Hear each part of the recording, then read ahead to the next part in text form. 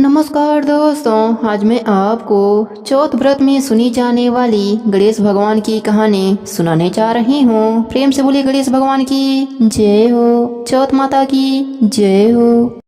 दोस्तों, यह आडंबर दिखावा तो केवल संसार को रिझा सकता है, परंतु प्रभु के लिए तो सच्ची भक्ति, सच्चा प्रेम चाहिए। चाहे भगवान को हम किसी भी रूप में पूज लें, भगवान हमारे प्रेम में बंधकर उसी रूप में खींचे चले आते हैं। ऐसा ही हुआ सुमित्रा के साथ। सुमित्रा और उसका पति गांव में एक मकान में रहा करते थे। दोनों ही गणेश भगवान के परम भक्त थे। सुमित्रा की कोई भी संतान न होने के कारण उन्होंने गणेश भगवान को ही अपना पुत्र मान लिया था। सुमित्रा ने उनका नाम विनायक रखा था। प्रभु की भक्ति, सेवा, खिलाना पिलाना, सुलाना बालक की तरह ही किया करती थी। उनसे कोई भी उनके संतान के बारे में पूछता तो वह गणेश भगवान को ही अपना पुत्र बताया करती थीं। सुमित्रा हर गणेश चतुर्थी का व्रत करती थीं। भगवान को अपने पुत्र के समान प्रेम करती थीं और भोग लगाती थीं। भगवान भी सुमित्रा के पुत्र पास में बढ़ते जा रहे थे। एक दिन गणेश चतुर्थी पर भगवान ने भी अपना प्रेम का परिचय देते हुए सुमित्रा के द्वारा बनाई हुई खीर का भोग खा लिया। जब पात्र को खाली देखा तो सुमित्रा की आंखों से आंसू झरझर बहने लगे। वे कहने लगी, आज तो मेरा बच्चा बहुत भूखा था। आज मेरे बालक को बहुत जोरों से भूख लगी थी। पूरा पात्र खाली है। आप चिंता मत कीजिए। आपको खीर इतनी पसंद आई है तो मैं हर रोज आपके लिए खीर बनाया करूंगी। ऐसा कहकर अब सुमित्रा रोज खीर बनाती और प्रभु को भोग लगाती। ऐसे ही समय बीतता चला गया और प्रभु ने सुमित्रा को मां बनने का सौभाग्य प्रदान किया।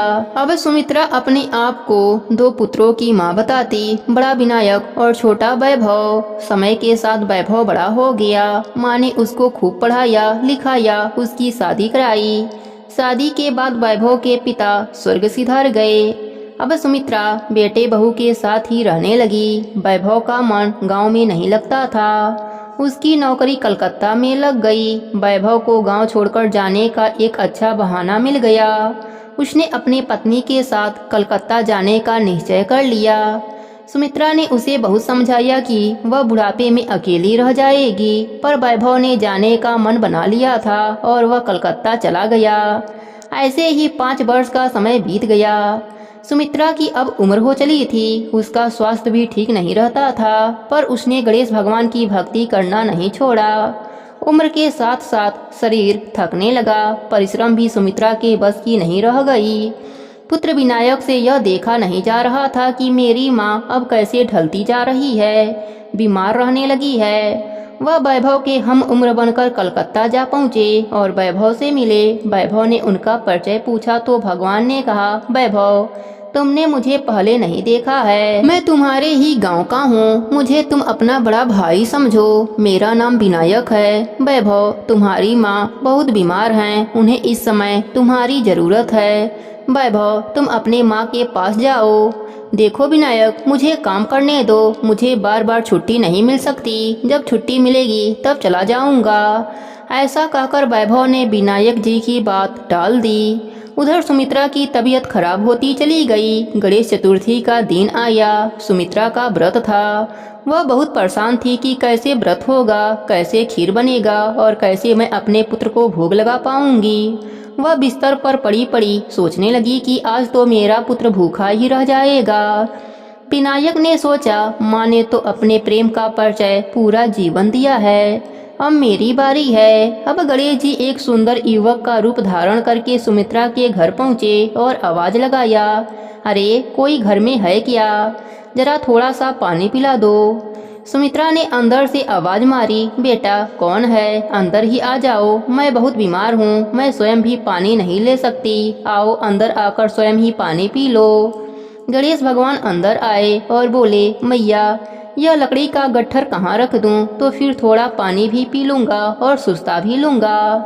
पानी पीकर गणेश भगवान बोले, मैया बहुत भूख लगी है, क्या कुछ खाने को मिल जाएगा? मैया बोली, बेटा क्या नाम है तुम्हारा? भगवान ने कहा, मेरा नाम तो विनायक है। मैया बोली, अरे वाह, मेरे पुत्र का नाम भी विनायक है। विनायक सुनो, इस समय घर में भोजन के नाम पर कुछ नहीं है, थोड़ा सा चावल और चीनी है। दूध लो और मटकी में डालकर जरा सा खीर बना लो। मेरे बेटे विनायक का व्रत है, उनको भोग लगाना है। जरा खीर बनाकर उन्हें भी भोग लगा दो और तुम भी खा लो। मैं उठ नहीं सकती, मैं बहुत बीमार हूँ, बस मेरा इतना सा कार्य कर दो। विनायक ने कहा, माँ इतना सा कार्य क्यों? मैं तो जब तक आपके पास रहूंगा जब तक आप ठीक नहीं हो जाती।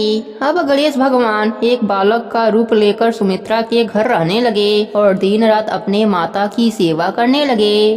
धीरे धीरे सुमित्रा का स्वास्थ्य ठीक हो गया। एक दिन विनायक जी बोले, माँ अब तुम बिल्कुल ठीक हो गई हो, अब मुझे जाना चाहिए। प्रेम भी आशीर्वाद है कि जब तक आप जियोगी स्वस्थ रहोगी, आपको कोई कष्ट कोई भी बीमारी नहीं होगी। आपके पास नौकर चाकर धन्य धान सब कुछ होगा, आपको किसी के भी सहारे की आवश्यकता नहीं पड़ेगी। सुमित्रा रोने लगी और बोली, बेटा विनायक आप जा रहे हो तो कब आओगे? तुम्हें जाने देने का मन नहीं कर रहा है। माँ आप जब याद करोगी मैं आ जाऊंगा। यह कह के गणेश भगवान घर से विदा होने लगे। वह आगे आगे चलते जा रहे हैं और पीछे पीछे सुमित्रा के घर धन्य धन से भरते जा रहे हैं। विनायक जी के जाने के बाद सुमित्रा ज्यों ही अपने घर की तरफ पलटी तो देखा घर के स्थान पर महल बन गया है, धन्य धन से परिपूर्ण हो गया है। सुमित्रा को समझते देर न लगी कि इतने दिन से जो घर में रह रहा था वह और कोई नहीं स्वयं उसके पुत्र गणेश भगवान ही थे। वह भागी भागी घर के मंदिर में गई तो देखा प्रभु ने चरण चिन्ह मंदिर में छोड़ गए हैं। वह चरण चिन्हों को पकड़ कर के खूब रोने लगी और कहने लगी, हे प्रभु जिनके दर्शन पाने के लिए जीवन भर लालायित रही, आज उन्हीं से अपनी सेवा कराई। जिस पुत्र को लाड करने के लिए बेचैन रहती थी, आज उसी पुत्र से मैंने अपनी सेवा कराई। गणेश भगवान ने सुमित्रा को सपने में दर्शन दिया और कहा, माँ यह सारा धन धान्य आपके लिए है, मैं इसी तरह पुत्र की भांति आपसे मिलने आता रहूँगा। आप अपना जीवन यापन अच्छे से कीजिए और आप मरने के बाद मेरे साथ मेरे लोक में वास करेंगी।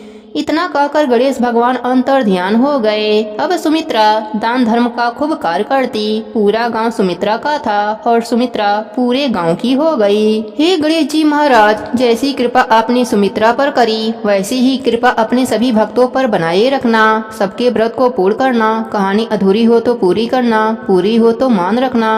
प्रेम से बोले गणेश भगवान की जय हो, चौथ माता की जय हो।